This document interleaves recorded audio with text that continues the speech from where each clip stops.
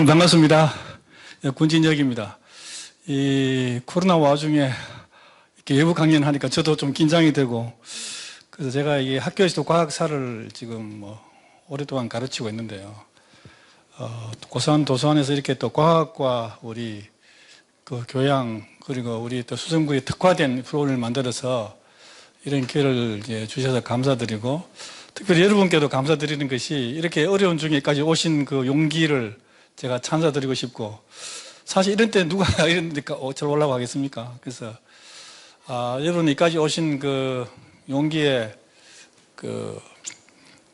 참 후회가 되지 않는 그러한 좋은 강의가 되도록 해야 될 텐데 저도 좀 걱정입니다. 오늘은 1강 이제 과학의 여명이 되겠고요. 그래서 오늘은 이제 주로 이제 그리스와 로마의 과학 얘기를 할 텐데, 그와 함께 과학사가 무엇인가, 또 과학이란 무엇인가, 그리고 또 뒷부분에서는 오늘 3가지로 이제 그걸 할 텐데, 우리나라의 과학기술 얘기도 좀 하고요. 그래서 과학하면 서양으로 알고 있는데 우리나라 과학기술은 도대체 어느 정도 수준이었는지 그게 좀 말씀드리고, 그 다음에 이제 2강은 다음 주에 이제 드릴 건데요. 그 과학의 탄생, 이제 과학이 제대로 모양을 갖춰야 되는데, 그리스 로마 시대에는 과학으로는 많이 미흡한, 다시 말하면 흐릿한 어떤 그런 과학이라보다는 자연 철학 이런 쪽으로 가까운 것이었고, 그다음에 이제 2강은 이제 갈릴레오 뉴턴 시대를 중심으로 해서 제대로 된 과학이 어떻게 탄생하는지 그런 과학혁명 부분을 좀 얘기를 하고요. 그다음에 3강은 이제 과학입니다. 새로운 과학이 나오면 과거를 못 돌아가요. 예를 들어 볼까요? 여러분, 스마트폰, 스티브 잡스가 스마트폰이라는 새로운 IT 기기를 만든 후로 과거로 돌아갈 수 있습니까? 없죠. 스마트폰이 나오고 나서 인간의 삶은 굉장히 많이 바뀌고 각박해졌어요. 편하게 엄청 편해졌거든요.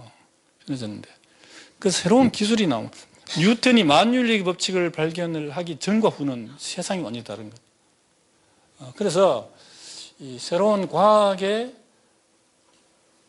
발견 혹은 발명 이렇게 되면 인류는 과거로 되돌아갈 수가 없다. 그래서 이제 그래서 제가 제목을 전쟁과 과학 이걸 붙여가지고 한번 제 3강에서 제가 해드릴 텐데, 특히 4대 인류의 역사를 완벽하게 바꾼 4대 해전을 중심으로 얘기 드릴 거예요. 그중에 임진왜란 얘기도 해드릴 거고요. 그때 이순신이 도대체 육지에서는 아직 완전히 그냥 2주만 서울까지 초토화됐는데 어떻게 이순신 장군은 바다에서 일본을 초토화시켰냐. 그 과학기술이 그 속에 있습니다. 그리고 영국이 유럽의 변방이었거든요. 유럽에서 해적나라였잖아요. 그 드레이크라는 그 장군을, 해적 대장이죠. 장군이 사실 해적 왕이었는데, 엘리자베스 1세가 드레이크를 시켜가지고 스페인이 아메리카에서 가져오는 그 보물선을 탈취해가지고 영국으로 뺏어가는 거예요. 그게 영국이 한 짓이었습니다. 그래가지고 영국 정부하고 그 해적왕하고 그 보물을 반반씩 나눠 가졌거든요.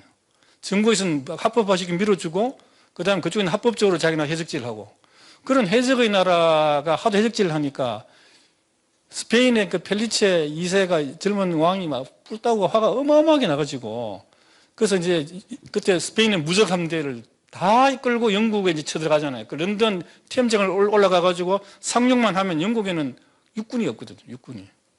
스페인으로 상륙만 하면 영국은 막 순식간 초토화되니까 영국을 없애버리려고 그 무적 함대를 출항을 시켰는데, 거기서 이제 붙은 전쟁이 해전이 칼레 해전이에요.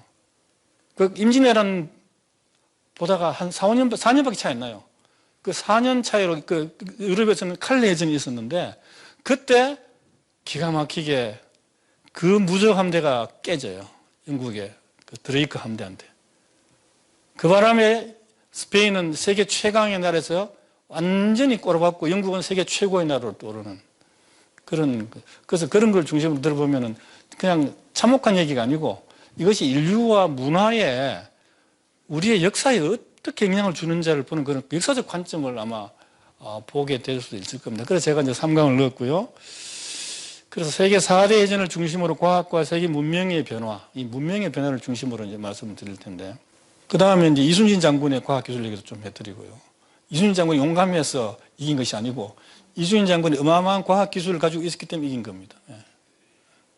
그 다음에 근데 4강은 과학은 어떻게 발전하는가, 이제 과학이라는 것이 무엇이고 어떻게 발전하는가에 대해서. 그래서 제가 이번에 이제 이 네 분의 강의를 통해서 여러분 인공지능 얘기도 많이 해드리려고 그래요. 제가 특히 그 여러분의 그 자녀 세대는 뭐 인공지능에 뭐 직접적으로 연결되고 여러분 세대에 아마 연결이 될 겁니다. 그래서 인공지능 얘기도 과학의 발전과 더불어서 왔다 갔다, 제 과거, 현재를 왔다 갔다 하면서 할 거예요. 그 과거 얘기만 하는 게 아니고요. 자, 그러면 오늘의 이제 1강의 목차는 이런 걸로 하겠습니다. 첫 번째, 과학이란 무엇인가? 한번 이제 두 번째는 그리스 로마의 과학. 이러면 좀 이제 쉽고 뭐 그냥 교양으로 들어두시면 좋고요. 세 번째는 우리나라의 이제 고대 과학 기술 얘기도 좀 하고. 역사를 보면 한국의 과거에 우리의 선조들이 과학적으로 어마어마하게 뛰어났었어요. 여러분, 과학이란 무엇인가 한번 생각해 보셨습니까? 과학이란 건 뭐 마뉴엘렉의 법칙, 뭐 컴퓨터, 뭐 기차, 뭐 이런 거 있잖아요. 자동차, 우주, 뭐 이런 망원경 이런 겁니까? 자, 여기에 보시면은 밑에 그림을 한번 보세요. 이 그림이 무슨 그림입니까? 여러분, 이게 1832년 19세기 초에 이제 스티븐슨이 최초로 전기기관차를 만들었잖아요. 제임스 와트가 전기기관을 만들었고, 그걸 나중에 계속 개발해가지고 응용해가지고 그걸 갖다가 전기기관차를 만들었어요. 그러니까 첫 번째 만들어진 것이 뭐냐면은 프랑스에서, 영국에서, 제임스 와트는 영국인데 이제 그걸 갖다가 그 기차로 사람들을 실어 나르는 데 쓴 것은 프랑스가 먼저였어요. 그 프랑스에서 생떼띠안과 리옹산의 최초의 여객 수송용 전기 철도 기관차인데, 이 그림이 정말 재밌습니다. 한번 보십시오. 왜 그러냐면은 여기에 창문이 거기는 1등석입니다. 1등석. 아시죠? 딱 귀족들이 딱 타고. 그 당시 이제 시대상을 딱 보여주는 거지. 벌써 처음부터요. 여기는 보면 뒤에 타고 있는 거는 좀 넓고 사람이 많이 타고, 이건 2등석입니다. 2등석. 그럼 지붕에 타고 있으면 지붕에는 3등석입니다. 그래서 처음에 기차 하나, 둘, 셋, 넷, 다섯, 5량으로 가는데도 1등석, 2등석, 3등석으로 딱 돼가지고 이제 이때의 속도는 기껏해야 뭐 시속 한 뭐 10몇 킬로 정도로 이렇게 빨리 가는 자전거 정도 속도밖에 안 되고 이제 그랬을 때입니다.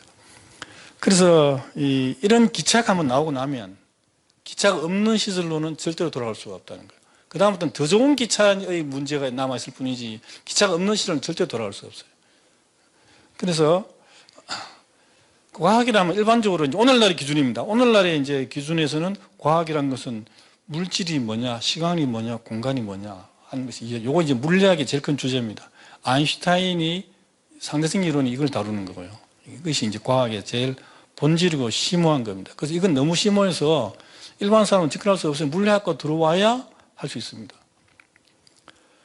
우주와 자연대인 이해, 이것도 이제 과학의 중요한 주제죠. 그래서 우주가 뭐 어떻게 생겼냐, 우주의 구조가 어떻게 생겼냐, 뭐 은하가 어떠냐, 우주가 얼마나 크냐, 별이 어떠냐, 은하가 어떠냐, 이런 얘기들, 그 자연에 대해서 이렇게 지구라든지 생물이라든지 이런 것도 과학하면 이런 거 배우러 다 학교 가는 거죠. 생물학과도 가고, 뭐 또 지질학과도 가고, 물리학과도 가고, 화학과도 가지 않습니까? 그렇지만 이제 과학이라는 것은 결국은 제가 이제 이제 와서 딱 깨달은 건, 결국은 과학도 인간의 삶의 일부다 하는 거예요. 과학이라는 게 따로 뚝 떨어져가지고 그것이 뭐 거창한 가치를 가지고 있는 것이 아니라, 만약에 과학이라는 것이요, 나중에 이제 핵폭탄을 다 터뜨려 삼살인해가지고 인구를 다 멸망시킨다면 과학 필요 없어요. 차라리 저 원시 시대로 사는 게 훨씬 낫습니다. 옛날 조선시대나 고려시대나 신라시대에 사는 게 낫지, 발전 안 시키는 게 낫지. 그렇지 않습니까? 그래서 과학과 인간의 삶은 뗄 수가 없다. 그래서 그것을 이제 확실하게 깨달아지는 거예요. 그래서 제가 과학사에 관심이 가고, 과학 철학에도 관심이 가고, 그 다음에 과학과 인간의 삶, 이제 과학 인간의 삶에 가장 큰 앞으로 영향을 줄 것이 인공지능입니다. 인공지능이 앞으로 우리의 세대와 우리 다음 세대에 어떤 영향을 줄 것인가. 거기에 제가 관심이 많아서 요새 계속 그쪽만 지금 이제 공부를 하고 있어요. 그래서 과학과 문명, 그 관계, 그 다음에 과학과 종교, 인간이 있는 곳은 종교가 없는 곳이 없잖아요. 인간이 있는 거죠. 인류 역사상 모든 동서고을 막론하고. 그래서 종교는 다양하지만 종교가 없을 수는 없어요. 그 무신론, 나는 종교 없다. 그것도 종교가 없다는 게 종교입니다. 무신론이라는 게. 그래서 이런 종교의 상호작용 탐구 굉장히 역사적으로는 이게 어마어마한 중요한 주제입니다. 인류 역사, 과학사적으로는 제일 큰 주제고요. 그 다음에 과학과 인간의, 그 다음에 자연과 인간의 상호관계, 그 인류의 미래 탐구, 이 부분이 또 어마어마한 또 큰 어떠한 분야를 이제 형성합니다. 그래서 이것이 과학에는 그 어마어마한 큰 담론이죠, 사실은. 자, 그래서 과학이라는 것은 무엇인가? 결국은 원자에서 우주까지 다 다루는 겁니다. 원자. 여기 보시면은 원자가 있고요. 그 다음에 요새 우리 곁에서 다 마스크 쓰고 계시고 또, 있잖아요. 이런 것도 과학의 큰 중요한 분야죠. 이게 코로나 자체도 과학이 중요한 분야지만 생화학자들이라든지 생물학자 중요하지만은 코로나와 사회에 미치는 영향, 코로나 때문에 지금 거대한 전지구적 실험을 하고 있다는 거 아십니까? 그 얘기 들으셨어요? 지금 지구 환경론자들이 지구 환경이 지금 예를 들면 지구 온난화 때문에 전 세계가 이산화탄소를 절감해야 된다. 그래가 이산화탄소세를 도입해가지고 각각 나라마다 이산화탄소 배출량을 정했잖아요. 그래가 그보다 많이 배출하면 막강한 돈을 갖다가 물어내야 되는 그런 걸 기업마다 나라마다 배당을 해놨거든요. 근데 학자들 사이에 의견이 두 개가 딱 갈라졌어요. 완전하게. 지구 온난화가 인간이 배출한 자동차나 공장에서 이산화탄소 때문에 그렇다. 이런 이제 이론을 주장하는 학자들이 있고, 아니다. 기후 온난화는 그리고 지구상의 이산화탄소 증가하는 건 인간이 배출하는 것과는 관계없다. 자연적으로 지구의 거대한 수백만 년의 사이클 속에서 일어나는 것이다. 이렇게 주장하는 사람이 있어요. 근데 이걸 실험할 수가 없잖아요. 근데 이번에 실험이 됐어요. 제가 그 자료를 보고 깜짝 놀랐습니다. 그러면 공장이 스톱했다는 겁니다. 전부 다. 차도 안 다녀요. 비행기도 안 다니고. 그러니까 다시 말하면 황산가스가 떨어지니까 CO2도 당연히 떨어졌습니다. 10분 내로. 떨어졌는데 지구 대기권에 이산화탄소 농도를 측정한 센서는 과거와 똑같이 올라가는 거예요. 계속. 다 전장량을 안 받아요. 그러니까 전지구적 이산화탄소는 인간이 공장에서 배출한 것과는 관계없다는 게 증명이 되어버렸어요. 그래서 지구온난화는 인간의 문명과는 관계없고 지구의 거대한 어떠한 내부 멘털이라든지 아니면 태양이라든지 그런 것에서 오는 외부 영향이나 지구 내부 영향이라는 것이 오히려 강력한 지지를 얻게 됐습니다. 코로나 때문에 이런 일도 일어나고 있습니다. 지금. 그래서 또 문화도 많이 바뀌었잖아요. 그래서 요새 아까 제가 모두에 이렇게 말씀드렸죠. 절대로 과거로 돌아갈 수 없는 두 가지 사건 해가지고 과학과 전쟁이라 그러는데 또 하나 더 있습니다. 요새는 코로나 전과 코로나 후. 그래가지고 이제 그렇게 되고 있다는 거. 그것도 어쨌든 간에 과학의 담론 속에 이제 들어간 겁니다. 그리고 인공지능, 이거 어마어마한 또 사건이죠. 알파고 때문에 이세돌이는 이제 전 세계적인 인물이 되어버렸습니다. 그래서 알파고 문제, 그 다음에 우주를 보는 것, 우주까지. 이게 여기는 하얀 점들이 별이 아닙니다. 우주 공간에 떠 있는 허블 망원경으로 찍은 50억 광년 너머에서 온 별, 은하들이에요, 은하들. 이 별빛이 지구까지는 50억 년이 걸린 거예요. 그리고 50억 년 전에 과거를 보여주는 겁니다, 이게. 여기 하나하나는 다 은하들입니다. 별이 1000여 개씩 모이는 은하들이에요, 이렇게. 원자부터 은하까지가 다 과학의 연구 대상이지만, 우리 일반인들은 하나의 분야에 깊이 들어갈 필요는 없고, 제가 드리는 오늘 강의처럼 과학 전체의 인류와의, 우리와의 삶과의 상호작용, 이런 부분을 보고 알면 또 우리가 또 자녀의 교육에도 적용할 수도 있고, 또 그래서 우리의 또 사고의 폭도 넓어질 수 있고. 자, 그러면 이제 오늘 우리가 얘기하는 과학사에 대해서, 과학사란 무엇인가 했을 때요, 과학의 역사 아이가?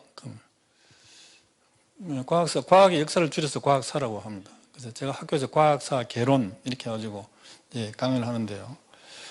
과학사는 그냥 생각하면 과학의 발전의 역사를 연구하는 게 과학사다. 이게 1차적인 의미 맞고요. 실제로는 과학사 학자들은 그렇게 하면 과학사 학자들이 할 일이 없죠. 과학이 도대체 어떻게 발전하느냐. 그거를 알고 싶어 하는 거예요. 과학이 어떻게 발전하는가. 그걸 알면은 훨씬 더 낫겠죠. 그 다음에 좀 더 깊이 들어가면 과학의 발전이 우리 인류에 미치는 영향을 탐구해 보는 거죠. 예를 들면 뉴턴이 만유인력 법칙을 발견했더니 인류 문명이 어떻게 바뀌었더라. 예를 들면 제임스 와트가 전기기관을 발명했더니 인간의 문명이 어떻게 바뀌었더라. 이런 겁니다. 이거는 좀 더 어렵긴 하지만 과학이 앞으로 장차 어떻게 될 건가. 창작. 그중에 제일 궁금한 부분이 인공지능이에요. 인공지능이 나오면 지금부터 한 20년 내에 지금 직업이 20% 이상, 50% 이상 다 없어지게 됩니다. 거의 다. 그러면 도대체 애들 어떻게 가르쳐야 되나? 지금 제가 요새 관심사가 대학 교육을 어떻게 바꿔야 되나? 앞으로 인공지능이 교수가 더 잘 가르칠 거예요. 인공지능이. 그러면 교수는 뭘 가르쳐야 되나? 뭐 해야 되나? 그 다음에 이제 좀 고상하게 들어가면 이제 과학이 발견한 과학적 진리는 참인가, 참 진리인가 이런 부분. 그래서 이제 이런 거. 그 다음에 과학의 역사를 보면요. 오류가 어마어마하게 많아요. 지금 제가 이제 그리스부터 시작하면 보실 텐데 과학이 저지른 오류는 어떻게 처리해야 되는가. 요 밑에 있는 두 부분은요. 요 밑에 두 개는 요거는 과학사가 아니고 요거는 과학 철학과가 됩니다. 그러니까 과학사와 과학 철학은 맞물려 있거든요. 그래서 요게 이제 그런 부분이 되겠습니다. 그래서 여기 이제 그림을 제가 넣었는데 보면은 이 사람이 과학자는 막 무슨 연구만 하는 거예요. 아무것도 모르고 자기 연구만 하는 거죠.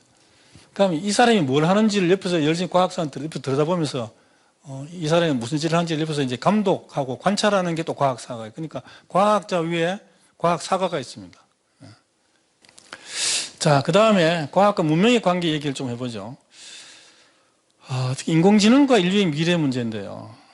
여기에서는 제가 오늘은 첫날이라서 제가 담론만 던지는 겁니다. 여러분이 질문만 던지는 거예요. 인공지능의 도대체 정체성이 뭐냐? 인공지능이 뭐냐? 아무도 여러분 모르실 거예요. 말만 들었지, 싶으시는 거예요. 저도 그 정체성을 잘 몰라서 인공지능 책을 갖다가 막 여러 권 가져가지고 다 읽어보고 있거든요. 도대체 인공지능이 뭐냐? 어디까지 인간을 따라올 수 있느냐? 아니면 어디까지 인간을 능가할 수 있느냐는 문제예요. 지금 특히 인공지능은 지금 컴퓨터를 가지고도 인공지능이 굉장히 뛰어나거든요. 뛰어난데 지금 양자 컴퓨터가 이제 본격적으로 개발돼 가지고 언론에 보셨죠? 나오기 시작해서 지금 슈퍼컴퓨터보다가 몇만 배 더 빠르고요. 지금 슈퍼컴퓨터가 예를 들면 만년 할 일을 얘는 1분 만에 해치우는 정도로 빨라요. 그래서 양자 컴퓨터가 만약에 대중화되고 이것이 인공지능과 붙어버리면 인간의 60억 인간의 모든 지능을 다 합쳐도 컴퓨터 한 대를 못 따라가는 그런 상황이 생깁니다. 그 다음 인공지능과 인류의 미래는 이것이 이제 스티븐 호킹이 죽기 전에 제일 걱정하고 준 이겁니다. 앞으로 인공지능 때문에 인류가 멸망할 수 있다. 멸망까지는 안 가더라도 인간의 할 일은 어마어마하게 바뀐 것 틀림없어요. 지금 회사에서 하는 잡에 제가 볼 때는 거의 한 7, 80%는 없어질 거고요. 공장에서 하는 일도 대부분 없어질 거고요. 대부분 도대체 인간은 뭘 하고 살아야 돼? 의사들도 오히려 할 일이 없어질 거고요. 교수들도 뭐 할 일이 없어질 수 있어요. 그래서 과학과 문명의 관계를 보면은 과학은 자연을 연구해서 시작하지만은 기술을 발전해가지고 문화, 교육, 경제, 산업. 그래서 결국은 과학이 발전하면은 과학기술 발전하면 경제, 산업에서 일어나잖아요. 그럼 그 나라 사람들의 삶이 완전히 바뀌게 돼요. 그래서 결국은 이제 정치적인 위상도 바뀌게 되고요. 그래서 이만큼 과학이라는 것이 참 거대하고 중요한 건데, 이렇게 종합적으로 보는 안목들이 우리나라에 이게 위에 있는 그 지도자들과 이 선생들과 우리 많은 사람들이 좀 그게 부족한 것 같아요. 이렇게 이런 안목을 좀 학생들에게 심어주면 학생들에게 진짜 동기부여도 되고 좋지 않을까 하는 생각을 하고 있거든요. 이런 걸 알고 공부하는 애하고 모르고 그냥 게임하고 싶은데 또 수학 문제 풀어야 돼 이런 애하고는 얘기가 다르죠. 그래서 제가 인공지능 시대의 교육 얘기는 나중에 또 할 기회가 있으면 한마디만 하고 넘어갈게요. 인공지능 시대의 교육은 한마디로 STEM이라는 네 글자로 이제 요약됩니다. STEM, S-T-E-M. STEM이란 말은 뭐냐면은 Science, Engineering, Technology, Mathematics 요거의 첫 자입니다. 그러니까 과학과 공학과 기술과 수학 요것이 STEM 교육이에요. 인간은 생각을 해야 되거든요.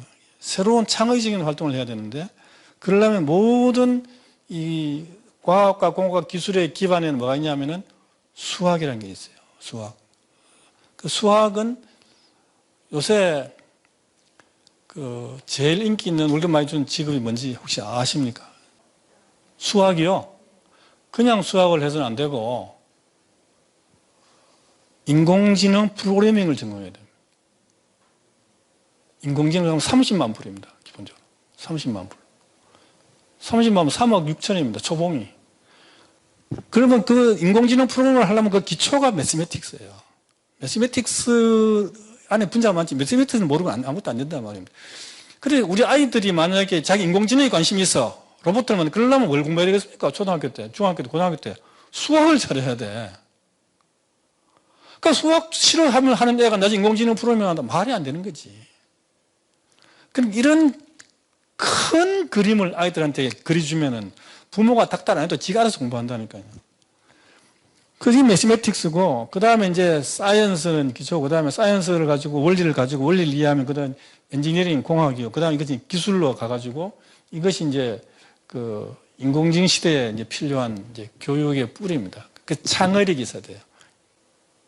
과학사는 뭐냐, 그러면 과학사는 이 모든 것을 조망하는 관점을 제공하는 거예요.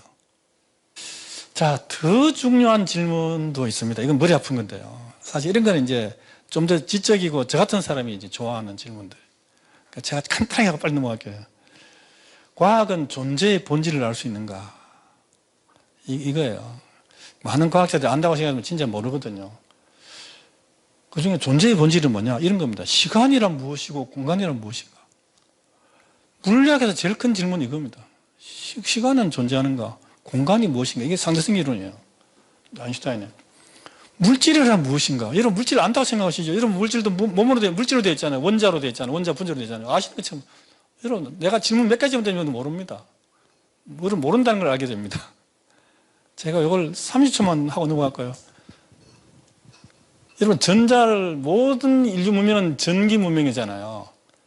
전기 문명은 전자가 움직이는 거잖아요. 전자 흘려가 전류가 생기는 건 다 아시잖아요. 그래가 전류가 흘러가지고 빛도 나고 발전기도 돌아가고 방송도 하고 모든 전자기는 안에 전자가 흘러가는 전류입니다. 전자라는 것은 원자에서 뱅글뱅글 도는 조그만 입자인데 질량은 9 곱하기 10의 마이너스 31kg이고 전하는 뭐 1.6 곱하기 10의 마이너스 19성 쿨롬이고 이렇게 딱 나왔는데 모든 물리학자가 전자는 구조가 없는 소립자라고 그래요. 가장 단순한 입자다. 안에 구조가 없다. 근데 전자 속에 질량이 있고 전하가 있어요. 질량과 전하는 전혀 다른 거예요. 그것이 그 속에 어디 같이 있어요. 질량과 전하는 완전히 다른 물질이에요. 이거는 어느 물리학자도 답변할 수 없는 문제. 이거 알면 노벨상 오늘 알면 내일 당장 읽어줍니다. 아무도 모르는 거예요.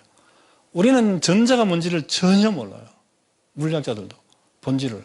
그런데 그 전자 가지고 모든 문명을 이루어왔다 이거예요. 오늘날은 전자 문명이잖아요. 생명이란 생물하는 사람들 생명을 아는 것처럼 막 얘기해요. 그래서 제가 이번에 코로나 보고 기가 막힌 게 생물학자들이 생화학자들이 그렇게 생명에 대해서 잘 아는 것처럼 얘기하고 뭐 인류 생물이 어떻게 진화했고 막 그렇게 했는데 코로나니까 코로나 균 하나를 베아리스 하나를 감당을 못 해가지고 그 생물학 교과서에 일반 생물학에 보면 바이러스에 대해서 자세하게 나오거든요. 자세하게. 저도 생물학 책을 몇 권 가지고 보는데 그 전문가들이 코로나 바이러스를 손을 못 쓰고 있어요. 우주의 기원을 알 수 있는가? 인간의 기원도 궁금하지만 우주의 기원도 궁금하잖아요. 빅뱅 이론 같은 거 말이죠.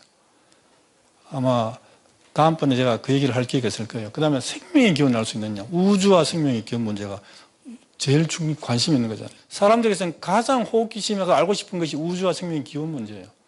이런 것들이 사실은 더 중요한 질문이 되는 겁니다. 그래서 언제 기회가 있으면 이런 얘기도 한번 하면 재밌어요. 그래서 인류가 이 질문에 대해서 4,000년 동안이나 나름대로 대답을 제시해 왔지만 대부분 제한적이고 오류가 더 많습니다. 진리보다는 오류가 훨씬 많았다. 그리고 오늘날의 대답은 또 정답이냐? 오늘날 대답은 또 더 어렵습니다. 왜 그러냐 하면은 오늘날 대답은 다 유물론적으로 해요. 인간도 물질이고 다 모든 게 물질이다. 이렇게 유물론적이고 과학주의적인 대답들이 돌아오죠. 과학주의적. 그 유물론과 과학주의 얘기를 우리가 참 제가 좀 이따가 또 다시 얘기를 하겠습니다. 그 다음에 과학과 인간 얘기예요.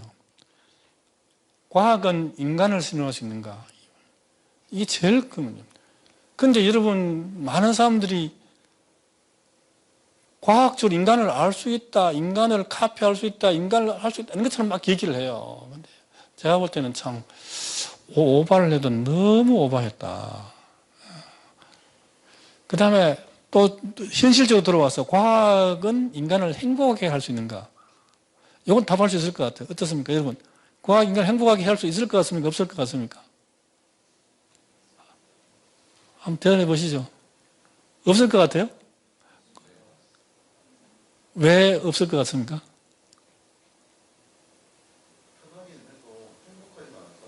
편하기는 하는데 행복하지는 못한다. 아, 그건 맞는 것 같습니다. 또 다른 생각 없습니까?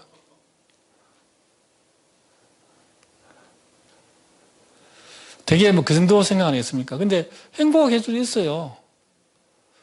행복이 뭔지를 알고 행복을 찾는 방법을 알고 있는 사람은 과학이 있으면 훨씬 더 행복해질 수 있어요. 내가 여행을 좋아한다. 그러면 조선시대는 사람이 태어나서 십리 밖을 못 벗어났어요. 아무리 가도 백리를 못 벗어났습니다. 여행을 좋아하는 사람들이 요새 얼마나 비행기 슉 타고 10시간이면 유럽 가고 미국 가고 자기가 알고 더 탐구하고 싶은 그런 걸 알 수도 있고 그렇죠. 그냥 과학만으로는 안 되죠. 근데 과학이 우리에게 가져오는 불행이나 잘못된 점을 알고 있으면 그걸 잘 끌어내는 자기의 안목만 가지고 있으면 과학이 뭔지를 알면 과학의 한계를 알면 우리는 오히려 과학을 잘 선용해서 덤벼줄 수 있을 수도 있어요. 그래서 이건 우리한테 달린 거죠. 본인한테. 그 다음에 과학은 정신과 영혼을 설명할 수 있는가? 이 문제도 어마어마하게 중요한 건 오늘 나든 전부 다 인간은 물질이기 때문에 정신과 영혼이 없다고 자꾸 얘기를 합니다. 이것도 문제죠. 과학은 신의 존재 의무를 밝힐 수 있는가? 과학과 종교는 인류사에서 큰 중요한 분야예요. 하기 때문에. 이 문제도 우리가 사실은 다룰 수 있으니까 어마어마하게 큰 담론이 되겠습니다. 자, 그러면 이제 과학과 과학주의를 차이를 제가 보여드릴게요. 과학은 뭐냐? 팩트 중심이에요. 만유인력의 법칙, 쿨롱의 법칙, 제임스 와트가 발명한 그 전기기관의 그 연력학의 법칙, 에너지 보존 법칙, 이런 거예요. 유전의 법칙. 그리고 과학적 방법론에 충실합니다. 이론을 세우고 실험하고 검증하고 검증해서 아닌 것은 걸러내고 맞는 거 나고 이렇게 방법론. 그리고 내 혼자 하는 게 아니고 다른 사람 또 검증을 해가지고 계속 체크 또 체크해가지고 확인받고 또 확인받는 과학적 방법론. 그리고 이런 오리지널 과학은 행복의 문제나 정신의 문제나 영혼이나 신의 문제는 다루지 않습니다. 이 과학 영역이 아니에요. 과학 영역이 아닙니다, 이거는. 그런데 과학주의는 뭐냐 하면은 가설을 팩트와 막 섞어버립니다. 섞어버려요. 섞어가지고 내놓습니다. 그러면은 일반인들은 이 분야의 전문가가 아닌 분들은 그것이 가설이 숨어있는지 안 숨어있는지를 몰라요. 그래가지고 그대로 막 받아들이게 되고요. 그 다음에 물질로 모든 것을 설명하는 것이 과학, 물질로. 그래서 오늘날의 교과서가 다 중고등학교 교과서, 대학 교과서 다 이렇게 되어요. 과학 만능주의, 과학주의. 그 다음에 과학의 범위를 쉽게 끊는 겁니다. 과학 영역이 아닌데 철학이나 심리학이나 사회학이나 인간학이나 이런 쪽인데, 그럼 종교란 이런 분야까지 신의 영역까지 막 넘어가가지고 막 규정을 합니다. 그리고 노벨상 받거나 유명한 사람들이 대중 강의 나가면 주로 왼쪽 얘기를 많이 할 것 같습니까? 오른쪽 얘기를 많이 할 것 같습니까? 오른쪽 얘기를 다 합니다. 다 오른쪽 얘기. 그 왜냐면 걸듯해 보이거든요. 왼쪽 얘기는 너무 전문적이고 어려워서 얘기를 하지도 않아요. 그래서 행복이나 정신이나 영혼이나 신의 문제까지 막 침범을 합니다. 그래서 제가 침범이라고 그랬어요. 저는 그 침범. 다루는 정도가 아니고 침범을 해요. 그래서 제가 볼 때는 제일 솔직한 자세는 자기가 아는 것과 모르는 것. 저는 우리 같은 사람은 누구 강연을 딱 들으면요. 이것이 팩트다. 이거는 가설이다. 이거는 이 사람 개인의 신념이다. 딱 정확히 구분이 돼도 들리거든요. 저건 저 사람 오바했다.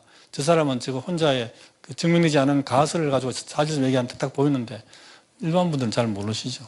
그건 다 그냥 유명하다는 이유 하나만으로 그 사람을 이렇게 다 넘어가는 거죠.